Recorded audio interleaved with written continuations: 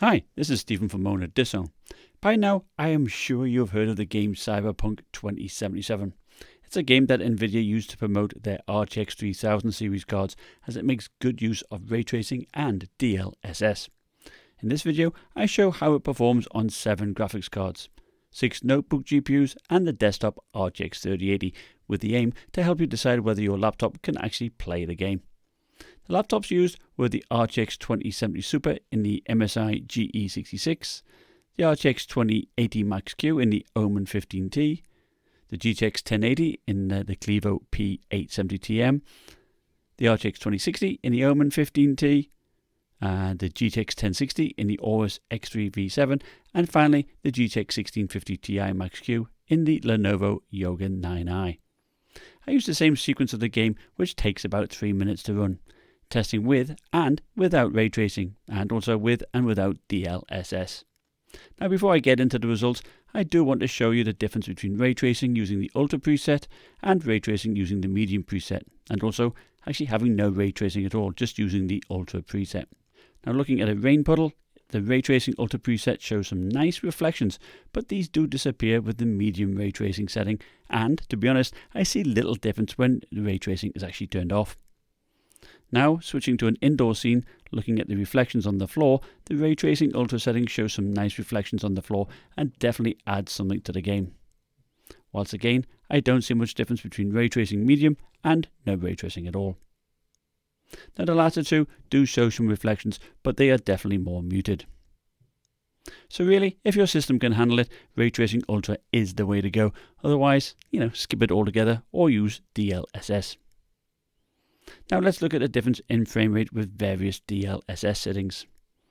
I actually used the 2070 Super for this test, and there are actually 5 DLSS settings, and I used ray tracing at medium. Auto and quality took the biggest performance hit with 64 FPS. Balanced was a nice middle ground at 72 FPS, whilst performance mode was at 81, and the ultra performance was 88. So there is a 38% difference between the quality and ultra performance, and to be honest, I saw no difference in how the game looked, so you might as well use the ultra performance preset. Now for my testing, I used the DLSS medium setting. Now first off, let's show you how the desktop RTX 3080 gets on, as there is no denying this game takes a lot of GPU power, especially if you want to use ray tracing. Here it is at 1080p.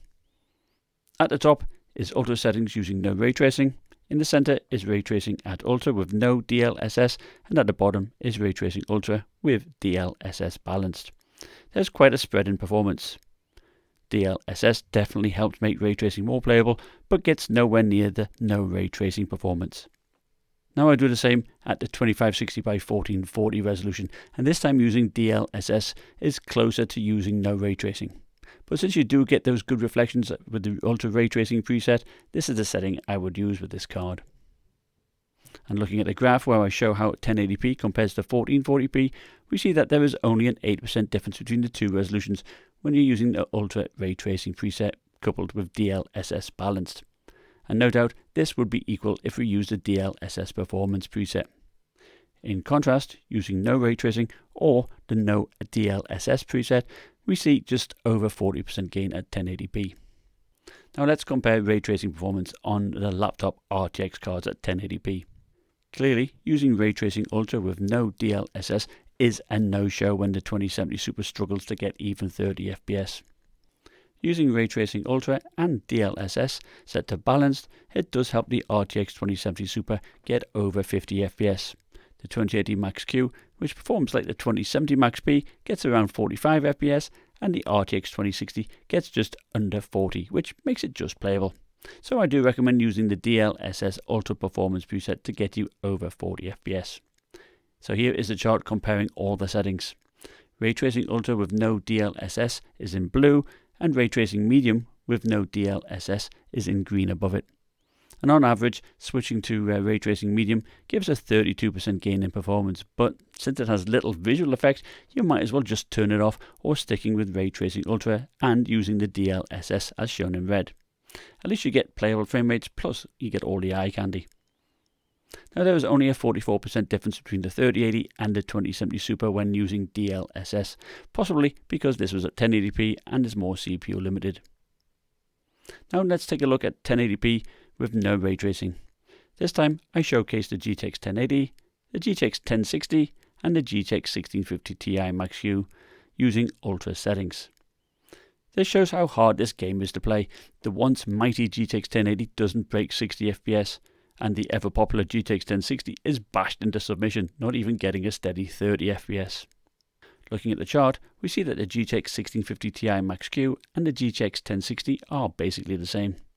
And according to my previous testing, the GTX 1650 is about 10% behind the 1060, so if you have that GPU, you will have to stick with low settings. But at least with the 1650 Ti and the GTX 1060, you can play at medium settings. The RTX 2060 copes okay with Ultra settings, but it must be pointed out that the Omen 15T does push this up to 100 watts. So if you have an 80 watt 2060, you will probably have to drop the settings down to high, same with the GTX 1660 Ti. The RTX 2070 Super at least breaks the 60 FPS mark at Ultra settings. Of course, we are looking forward to the new 3000 series cards, and I expect something like the 3070 Max-Q will end up about 80 FPS with no ray tracing and about 65 FPS with ray tracing set to Ultra using the DLSS. So, that will be exciting. Now, I hope you found this video useful. Remember to like, subscribe, and I'll see you next time. Bye.